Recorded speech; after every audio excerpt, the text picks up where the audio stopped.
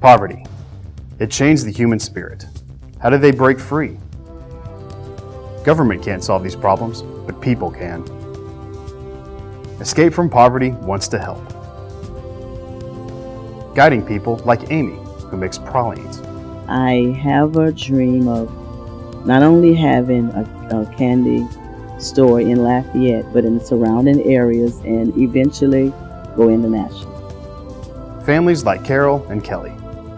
I think I would like to someday become a chorus teacher. One of my dreams is to become a teacher, a basketball coach, and a football coach. Recovering addicts like Greg. It's just amazing about life. You know, life, you never know what the day gonna bring. You never know what the day gonna bring. And you know, that's some of my goals. Some of my goals, long-term goals, is to help others, be of service to others, and to own my own business. Single moms like Tyra. I would like to eventually own my own business. And what? I don't know. I know I'll be helping people in some sort of way, but I want to eventually work for myself. Anybody can help somebody out of poverty. You can too!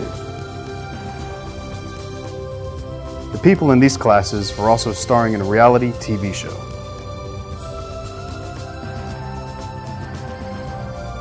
Join us as we follow their journey from poverty to success. Our dream is to make their dreams come true. Escape from poverty. Escape from poverty. Escape from poverty. Escape from poverty is transforming my life. Transforming my life. Transforming my life. It's transforming my life.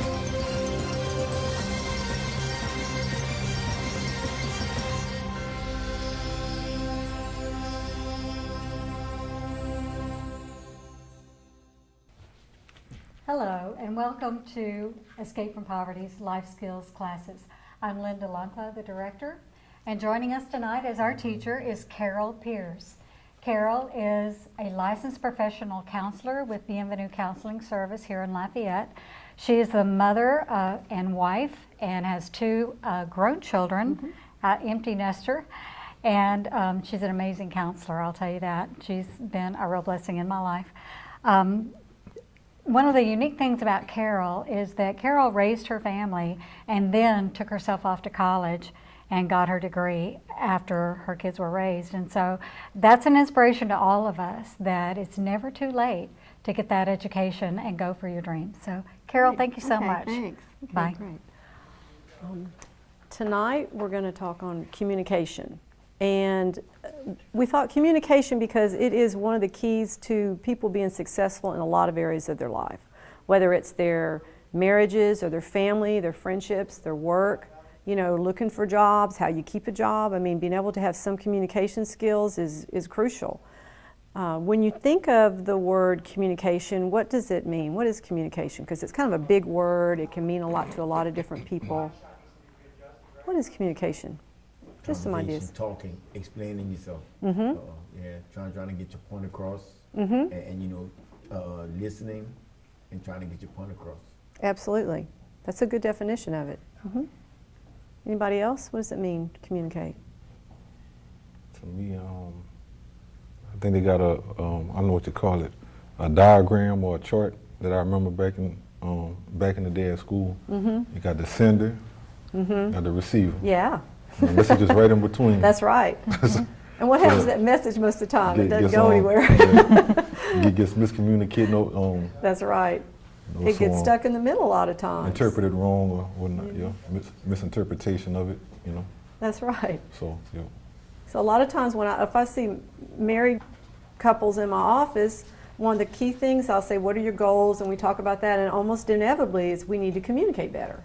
I mean, it makes sense. I mean, every day there's an opportunity for us to communicate something to somebody or to miscommunicate something to somebody. So we're going to talk about that a little bit tonight and kind of talk about some basic underlying principles. It's such a big subject. My husband and I teach a marriage communication class at our church that covers about 8 weeks, and covers all the different aspects of it, listening and how to control your anger and button pushing and just different things that all apply to communication. But tonight I'm mainly going to zero in on the 5 keys to communication, which is kind of the underlying principles. And what I always recommend to people is if they'd actually literally memorize them. Because, you know, if you don't have something really ready and kind of in the back of your head when something comes up, you default to your old habits. But if you learn the new messages, it's like, okay, you're ready with them on the moment. So, and we'll get to those later. Right now I'm going to just talk about a few other aspects. You see on your sheet there I gave you guys a key phrase. And what that, we're going to fill in the blank in that, because what usually happens with communication, particularly in your closer relationships, is we sometimes judge the intentions of the other person. Like, we think, a lot of times even husbands and wives start feeling like the other person's the enemy, you know, or we perceive things that aren't there, and we start to think they're out to get me, they're out to harm me, whether it's a coworker or a boss. Sometimes we'll start to get this impression that may or may not be true, usually not true. So we're going to come from the premise with communication that I choose to believe my coworker does not intend to harm me. Or I choose to believe that my friend does not intend to harm me. I'm not saying you're not getting harmed. You might be getting hurt. You might be getting harmed.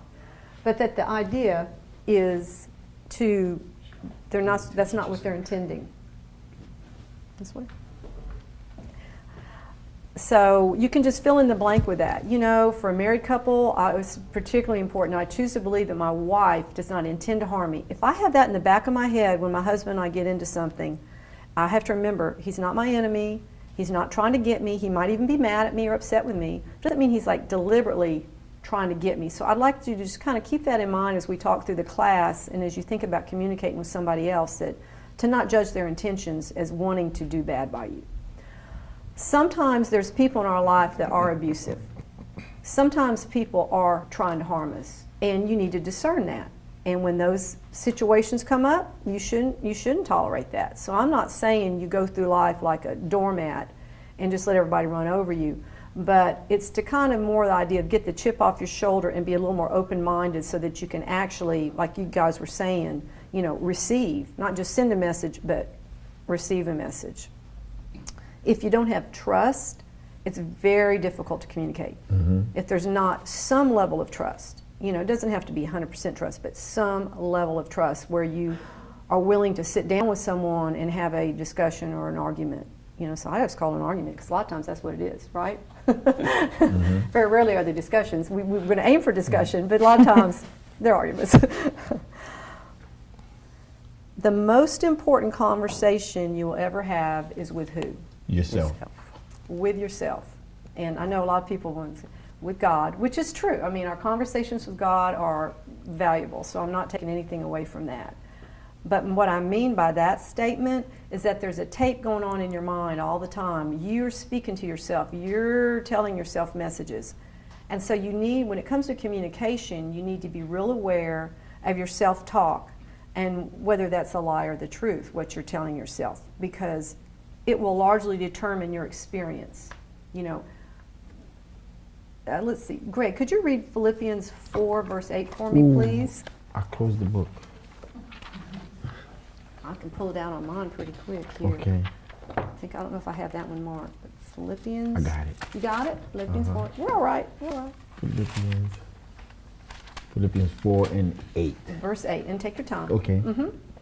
It says, finally, brothers and sisters, whatever things is true, whatever things is noble, whatever things is right, whatever things is pure, whatever things is lovely, whatever things is admirable, if anything is excellent or praiseworthy, think about such things. Amen. Amen. What does that verse mean to y'all when you hear that? Think positively. Think positive. Say that again. Think positively. Think positively. What else?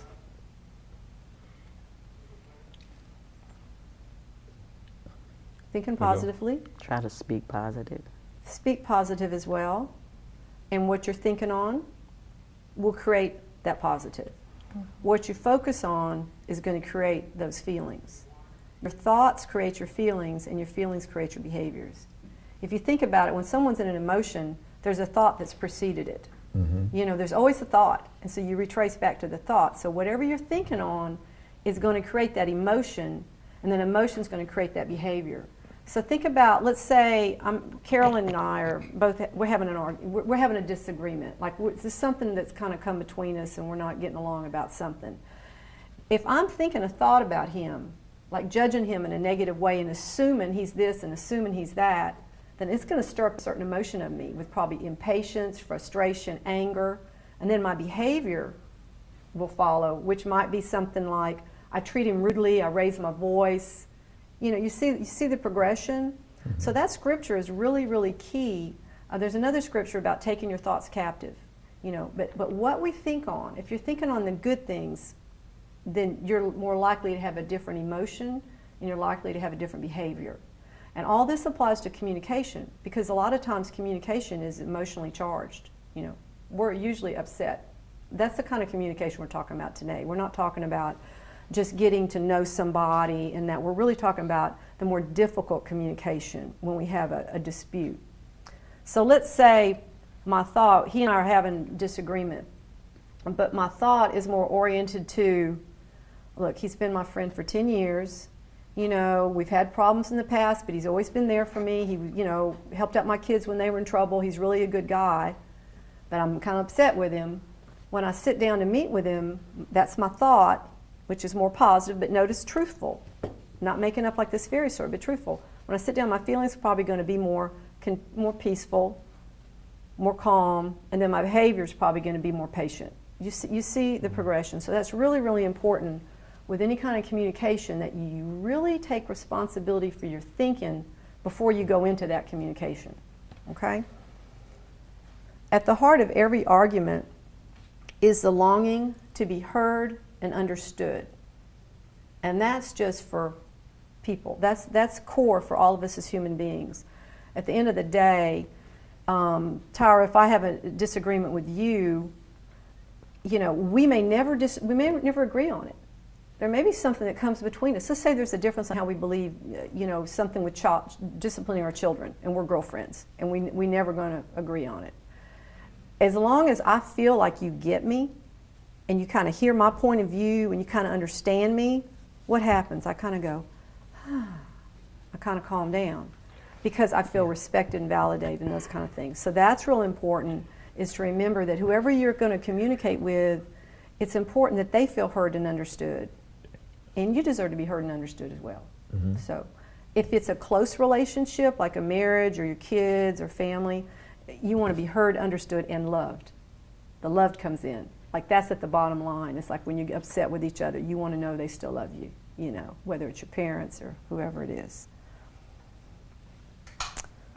Arguments. Let's talk about arguments for a minute. Do you guys think that arguments are a good thing or a bad thing? When it, just gut reaction, when you think argument, what does that word feel like to you? I think it's about, it was an argument without any physical, without being physical, is I'm getting my point across and you getting your point across, but it shouldn't be two people hollering at each other. It shouldn't be two, you know, I'm trying to get my point across and then let them get their point across, and we'll see, maybe we might be able to meet in the middle somewhere. What happens often with arguments? Somebody just leaves. Yeah. Somebody just leaves. Yeah. And so does anything get settled? No, nothing gets settled. That's right. So in that case, the argument is what, a good thing or a bad thing? It's worthless. It's worthless. It's a worthless energy. You don't perceive it as a good thing. It turns out being a bad thing. And a lot of times, what does it do? Create more problems. Yeah. That's why a lot of times we don't even want to get into it, because we know, okay, now I've had that problem, now I've created all this other mess to clean up. And if someone does something like, you know, screams or cusses or acts out or something, then you've got all that to clean up. Yeah. And it's just a mess, you know. However, when can it be a good thing to have an argument? Can you think of a time when you were upset with someone and y'all argued? And by argument, it can be all different levels of argument. Just say just like kind of a lightweight argument. When can it be a good thing? I think it'd be a good thing when you're listening to each other and you're not screaming, you're talking and everybody taking turns talking to each other. That's the best. I don't know. That's a good feeling. I don't know if this is the argument, but it could be when we're arguing and I'm letting you know how you make me feel whenever you do this. Yes. You know, the way, this is how I feel when you do that. And then I let you know, and you know, and then you might respond. And That's good. Yeah. Yeah. And but attacking feels like when we use the you words, like you did, you this, you that, you. That's blaming. Right? That's makes blaming. the blaming and that Yeah. attacking, not good. But what Greg was saying, when you focus on your own feelings and how it's affecting you, it usually goes better. You might get heard in that case. So, I mean, arguments, actually, I can think of different, you know, little things I've had over the year with people, and thank goodness, because it reconnects you. You know, some of you guys are married, some of you are single, but all of you have been in relationships.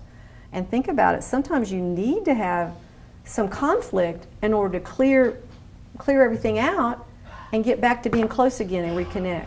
the Bible says, iron sharpens iron. Yes. Yes. Yeah. And you need it sometimes. So I guess I want you to really remember that having conflict or having differences is not necessarily a bad thing. It's how you do it. Yeah. Everyone argues. Everyone argues. I was talking to my husband today and I said, Danny, it's true. Like, I don't think a day goes by where I'm not irritated with someone, or there's maybe I don't argue, but like something, little rub somewhere, whether it's in business or at a store, you know, or in traffic. I mean, there's always going to be a little something. So all of us argue. Everyone argues, but the difference is it's dangerous in the way you argue.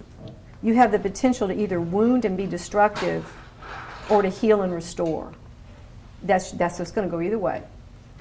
It's either going to be done in a way that doesn't damage things and, you know, and you'll be able to heal something, restore it, or you've created another big mess. We either, a lot of times we get angry, we attack like we talked about, and someone mentioned withdrawing, leaving. A lot of times what happens is arguments are not necessarily really hostile because someone shuts down and bolts, right? Like they walk out of the room, or they leave, or they drive away, or they pull back. And so nothing gets settled. And so that's real, to me, that's as destructive in conflict as when you have the yelling. Because you can also punish people by withdrawing, like, you know, shunning them. Like I'm a silent treatment. You know, all those kind of things are very, very destructive, and nothing gets communicated. What you have grown up with, your backgrounds, have everything to do with how you handle conflict. I mean, you might as well have your mom and dad or your extended family sitting in the room with you, because you're bringing all that with you too, what you learned, what you observed, what you know, in your families and in your schools as a kid. And so we bring all that with us. It forms a lens how we see everything. So just be aware of that again, you'll hear me say this a couple times, but we're responsible for our own thoughts, feelings, and behaviors. I mean, we're responsible for that. But it does show up, and we will sometimes bring the styles we learned into our relationships and cause problems. And so then I'm saying be responsible and maybe learn some different ways. You don't have to have learned, you don't have to have grown up being perfect communicators. You can, these are skills, like you can learn it. My husband and I have learned to do this. It's so funny if y'all saw us like 15, 20 years ago. Now we do things like, I have an issue, you know, would you be willing to listen? Yes, because we had this all agreed how we do it. I let him know, is it a 5-minute discussion or a 30-minute discussion? Things like just simple things or skills. And he goes, you know, how much trouble am I in? You know, like oh, it's just a 5-minute argument. It's not, you're not in big trouble. So then we sit down and we work it out. But we've learned to do this, is what I'm saying. We didn't know how to do this, you know. Learning to respond to what's happening and not react. There's triggers that we all have. And triggers, what I mean, is kind of when someone pushes your buttons. Pushing your buttons is like hitting below the belt, the things like someone says, like, oh, you're just like your mother.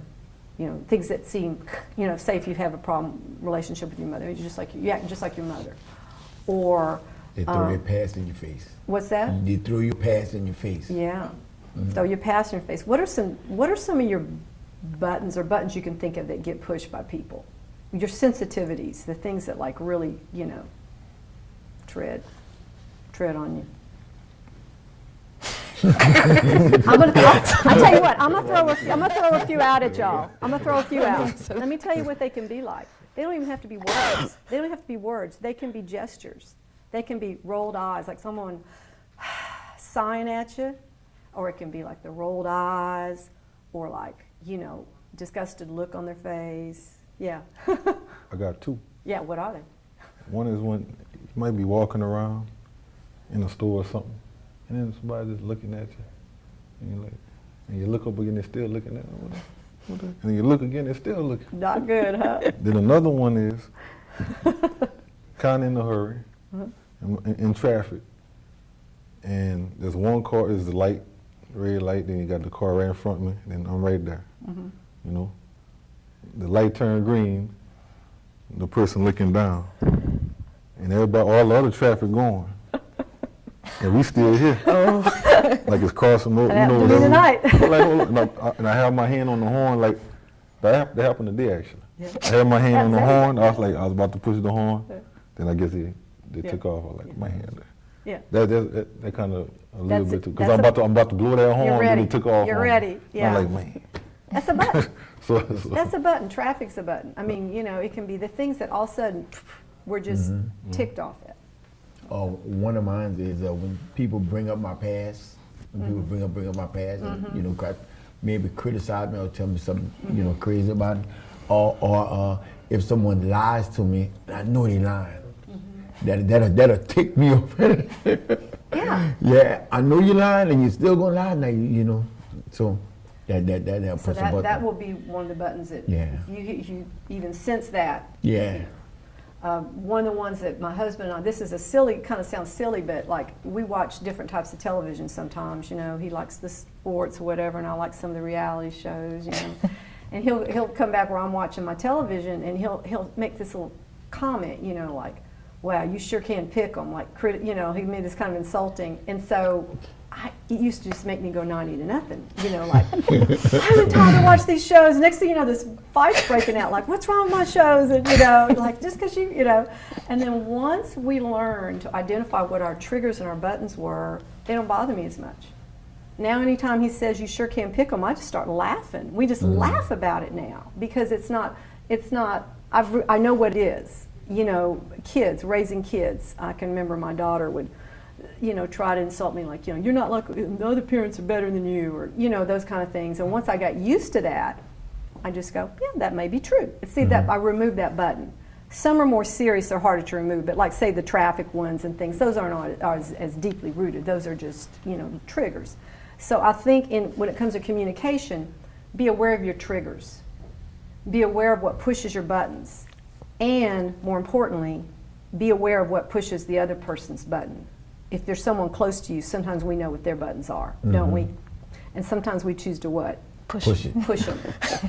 Not a lot of communication is going to happen when we do that. So I recommend people make a list. You know, your 5 top buttons, and then the other person's 5 top buttons, and then you just choose to quit pushing them. You know, and it's really very effective. So I recommend y'all keep that in mind, that some of our reactions are because it's tapping on something that's just a button for us that may not, his button may not be your button, right? So get familiar with your buttons, remove some of them, so when you go into these conflict situations or do have a dispute, you're not as reactive.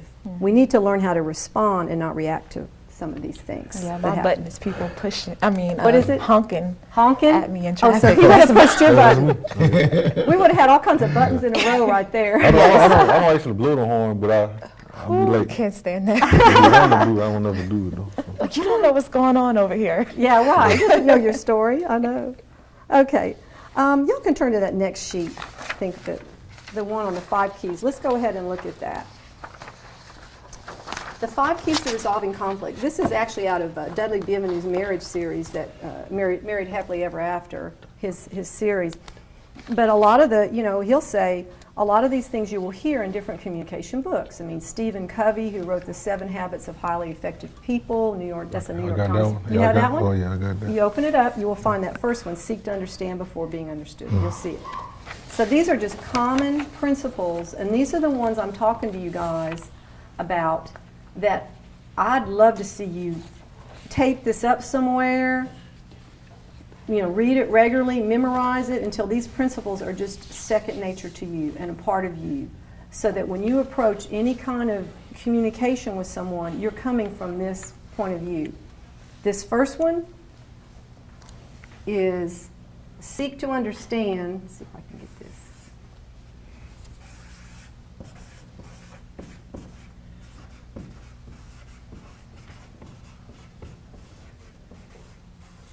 Before being understood.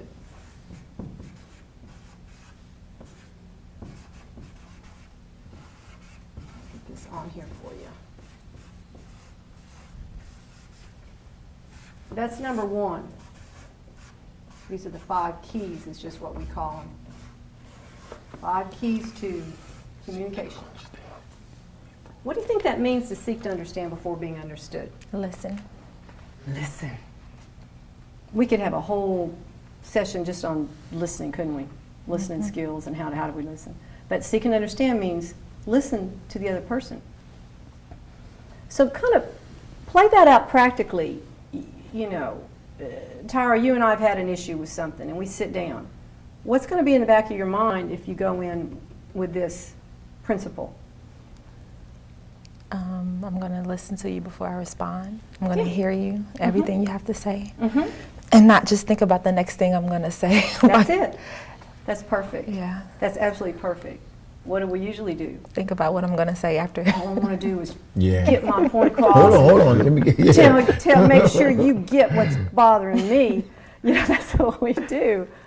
But if you go into it with that attitude of, I really want to be sure I'm seeking to understand them before being understood. Yes, I need to get my point across, but I honestly, from my heart, I want to understand them. Even if I don't agree, I want to at least understand, because then everything's going to calm down. Everything calms down. I can use an example like at my office. Let's say I didn't get some of my phone messages or something like that, and I go up to the front desk. If I just start in with, do you know I'm not getting my phone messages, and let me tell you how that makes me feel and how that messes up my day, and I just start in on them, what's going to happen with that secretary?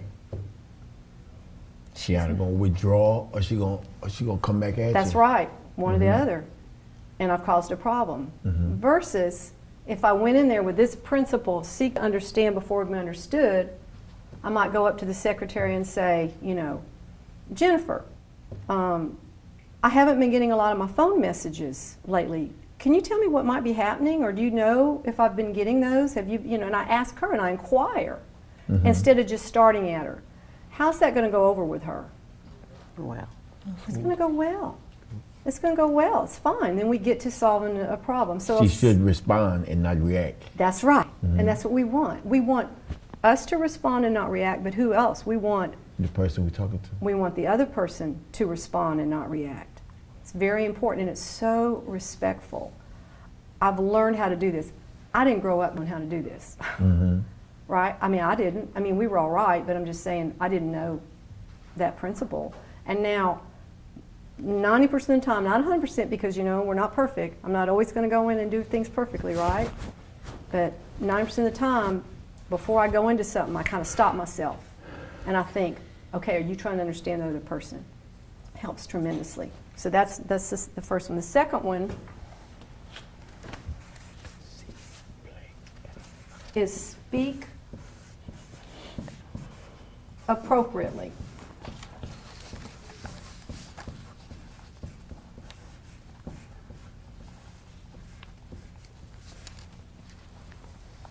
Okay, what do you think that means? Sounds simple. Don't curse nobody out. Don't curse somebody out. That's it. That's a button right there, That's too. That's a button. Yeah, that's a button. That's a Yes, button. That's a button. Yeah. Or be condescending, like talking down or belittling or whatnot. So That's absolutely. That's it. See, and speaking appropriately isn't just about raised voices. It's about things like that. Not hitting below the belt. Okay. Bringing up your past. Things like that. Saying you always and you never. You never do this. You always do that. Speaking inappropriately Or is comparing people. If people 100% follow this, it would probably take away 50% of the problem with arguments. Because so much is the way we speak to each other that's so disrespectful, and it makes the other person upset. And also, it doesn't honor God when we do that. You know, it's just not the way He would have us conduct ourselves. So that one is really important. Speak appropriately at all times. You can just make a commitment to yourself to not, and I don't know, a lot of you guys may already do a lot of this, but you know, we all need, every single one of us needs to be reminded of this principle, Right. don't we? Right. I don't care. You know, I have to be reminded of it. There's times where something slips and I'm like, oh man, I need to pull it together, you know? That wasn't good. So speak appropriately at all times.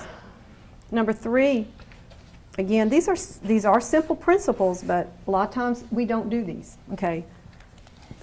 Stick to one issue at a time. That's a revolutionary idea, one issue at a time. What do we usually do? Talk about everything that's been bothering you That's it. Jump around. in your life. It's like, and another thing.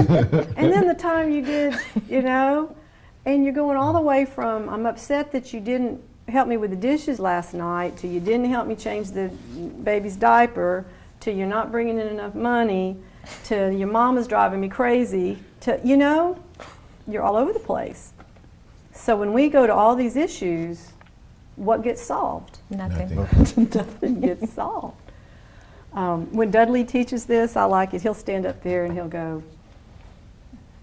stick to the issue, stick to the issue, stick to the issue, stick to the issue, stick to the issue, stick to the issue, stick to the issue. And he goes on and on. Like, it's one issue, one issue. What's bothering you? What are you trying to get on the table?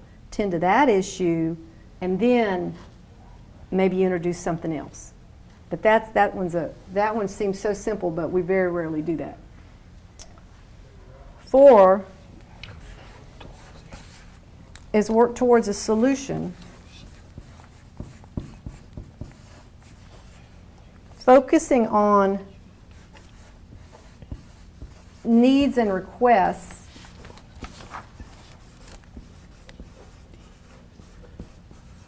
rather than just on frustrations.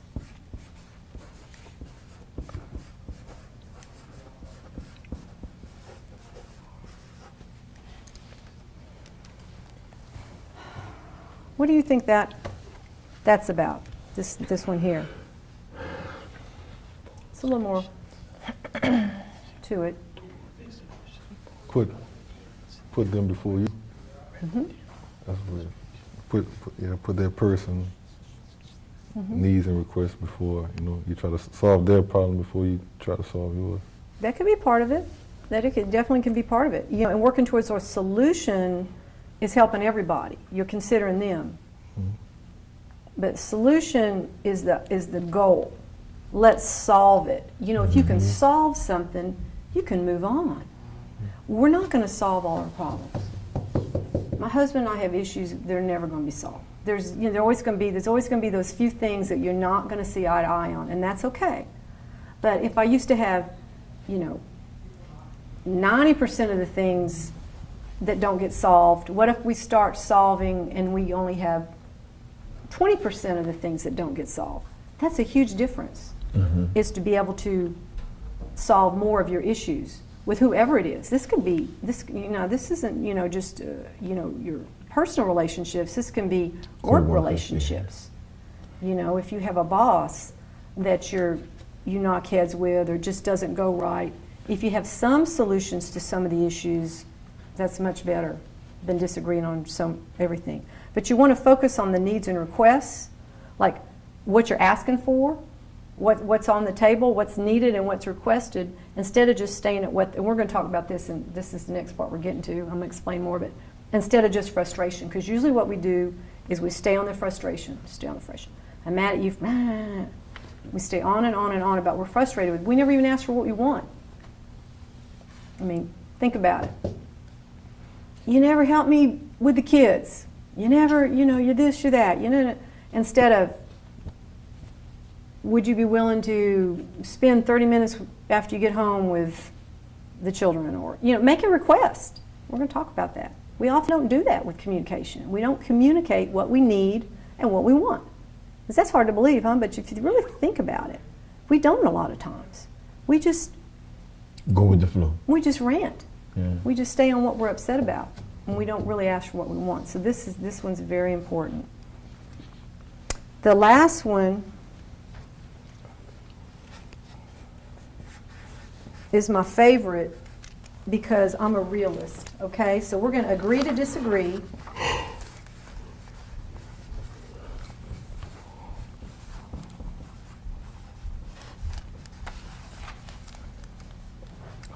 And we're actually going to make an appointment to come back and consider it at another time. So we're going to revisit it. And we're going to revisit it. Never heard that one before. So you agree to disagree and make an appointment? Make the About yeah, but let me put appointment in here because that is an important part of it. That's organized. You have to be committed to this. A lot of people won't do this, I realize that. People won't follow through that, but I'm telling you, if you get used to doing it, it becomes second nature. Yeah. Carol, can you think of something that's a agree to disagree? Something lightweight, nothing too serious here, but just something that's an agree to disagree.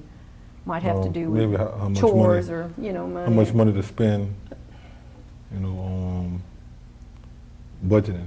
Absolutely. Something like that. So That's a good one. she might want to spend this much. Mm-hmm. My bad. This much. Okay, bring it back. I Bring it might want up. to spend this. So we need to meet in the middle. Right.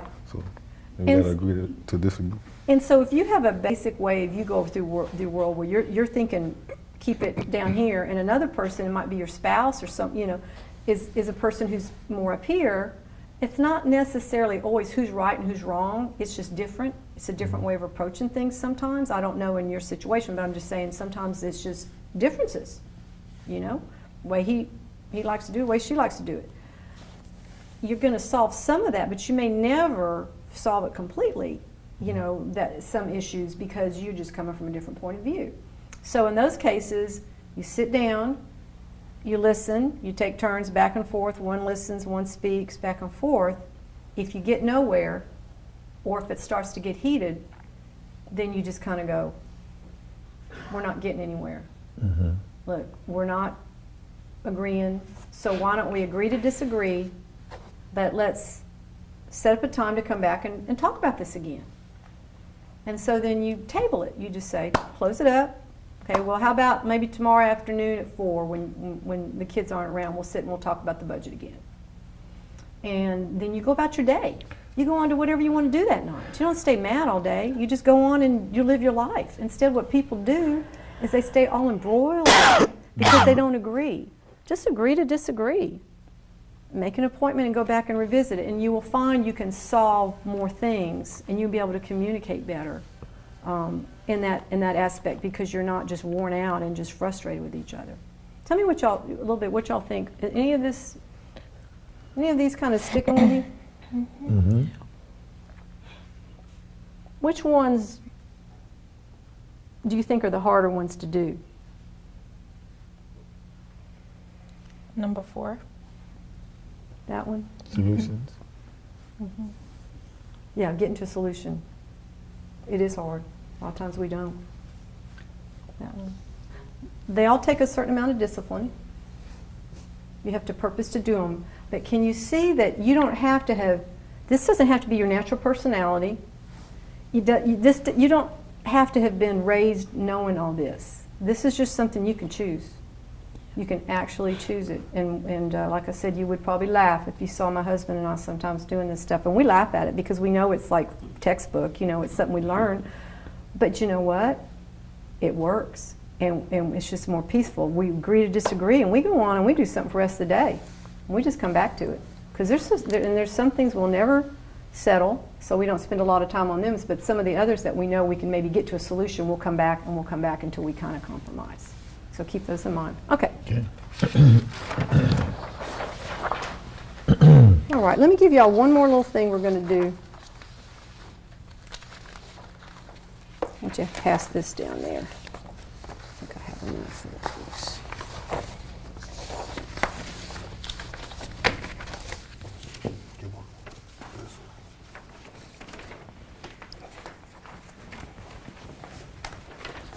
Okay. What I handed you is called frustration, need, and request. And basically that's based on that number 4 that we talked about. This is actually a model for how you can communicate and get to a solution with a problem.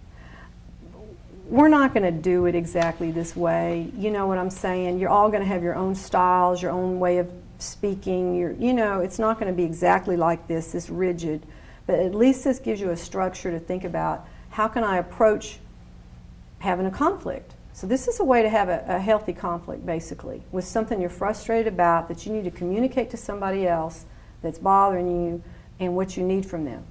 So the first one is a frustration, which basically is, I don't like it when you fill in the blank, okay?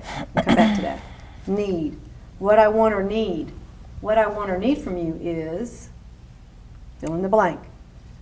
Request. What I specifically want you to do is, fill in the blank.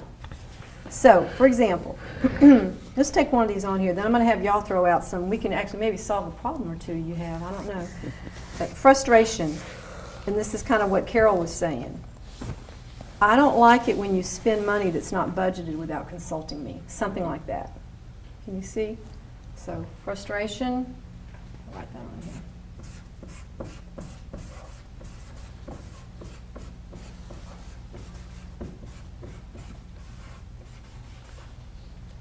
A way to go about this too, if you want to meet with someone, is to use W words like would or would you be willing, will you.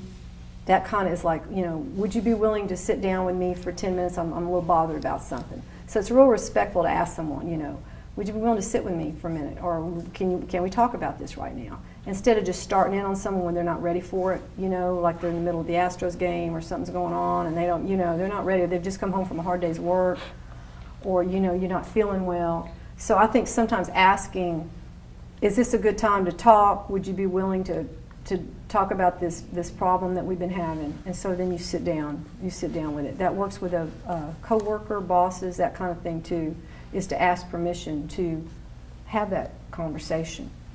So I don't like it when you spend money that's not budgeted without consulting me. And then follow down to the next one. Underneath every frustration is a need. In other words, it's kind of like a heart thing, like you're needing something from them. I need for us to be partners with our finances. I mean, this person is frustrated because, let's say it's the husband who's wanting the money to be budgeted, but the wife doesn't want to budget. Well, he's getting frustrated because his core need is he wants to be partners. He wants to be on the same page. He wants them to be together on it. He doesn't want one person going this way and one person going that way, okay? So he's telling her, what I need is for us to be partners with our finances. Then he makes a request. Will you consult me before spending money that's not budgeted? It's a real simple request. He's just asking, will you consult me? Or can, you may not use those words, y'all. It may be different. You might say, hey, can we please come and talk to me before you go spend money? You might just say that. That's fine. But the idea is that you're doing a frustration, then you're saying the need and the request. Now, the need is the most important thing in a way because that's what softens everything. Because if you just say to someone, I don't like it when you spend money that's not budgeted without consulting me. Will you consult me before spending money? They might be a little more offended than if you say, I really need for us to be partners. Or I don't want us to be upset with each other over our money. Or whatever the need is, that softens it. They kind of understand where you're coming from with your heart. Okay? Let's play out another one on here. Then I want to see if y'all throw one out. How about walking away from someone when they're having a disagreement? Someone was talking about that. Greg was talking about how sometimes that happens, doesn't it? Yeah, it happens. You've had people walk away from you, or do you walk away? Or both? Both. Yeah, I know. Both. We do that sometimes. And let's say one person is always the one who's walking away, but let's say you're the one left while someone's always walking away, okay? So you'd be like, I don't like it when you walk away from me when we're having a disagreement. The need, I need to feel respected and safe. Yeah, something like that. Request, if you need to take a break to cool off when we're having a disagreement, would you just communicate to me and then agree to come back and discuss it? So you're asking something like, it's okay if you walk away and cool down, but if you can just say, look, I'll be back in a minute. That's literally what my husband and I do. We don't just walk away. We say, I'm upset, I'm gonna come back to you in a minute. And then the other person calms down. And you don't feel like someone has walked out on you. So just simple things. We had to ask for that. We had to kind of get that, like, let's don't do this anymore. One of us just walks off mad, you know. So frustration, you get to say your frustration, but you need to have the need. I need to feel respected. What else? I mean, that may not even be your need when someone walks away from you. And you need to feel respected, or you need to feel like you're getting to the solution. That's basically it. I need to feel respected. And for men, respect is one of the highest needs. Have y'all ever heard the book Love and Respect at your churches by Emerson Eggerichs? It's a marriage book that women primarily love. Being loved is their primary need, and men respect. As people, we need both, right? But it tends to be, you know, husbands love your wife, you know, and women respect your husbands. It's just what we need. So when somebody walks away, you know, if a female walks away from you in disagreement, it can feel very unloving and very disrespectful, probably. So this is a way to communicate. Let's don't do that anymore. Okay, can y'all think of an example of a frustration like these? And we can play one out. We'll play one out. What do you have? The kids not cleaning up behind themselves. The kids not cleaning up behind themselves? Yeah, well, it's my oldest one. How old? He- Is that okay? Well, if I ask? yeah, 14. A 14-year-old. Yeah. The youngest one, he cleans up behind himself. He does the chores without me asking. The oldest one, Yep. gotta take a bath, gotta do that. But it was boom. So how do you communicate that to him? Is it a girl or boy? Boy, A boy. How do you communicate sometimes with that? Is it just say- fussing or? I learned to say it with a smile. I said, can you please clean your room? I said it nice, and I walk away. And does it happen? Then I come back, he's sleeping. And the room is still dirty. So I said, should I wake him up out of sleep? Which I've done that 10 times. I've done it 10 times before. I said, that's not working. So, you know, like today, I told him to do something he didn't, you know, for whatever reason. I went to work, came back home. As soon as I saw him, it was on my mind. Yeah. But I saw some other stuff he added on. He did some other things. So I said, do that. So he thought he was done. Then when he came in the house, I said, well, you gotta do that. You know, make sure you do that. Then he said, oh, I did that. Then, you know, he tried to, you know, other kids do. So, Oh yeah. but it was all nice. Yeah. With a smile. Well, the second time it wasn't with a smile, but the first time was with a smile. First time. First time. Second time's not always with a smile, is it? It was more stern, so, you know. So, I mean, sometimes when we just say, can you do this, it works, and the person complies. But a lot of times, that's not the case, is it? You know. So in Carol's case, it would be something like this. You know, son, you know, I don't like it when you don't do the chores I ask you to do.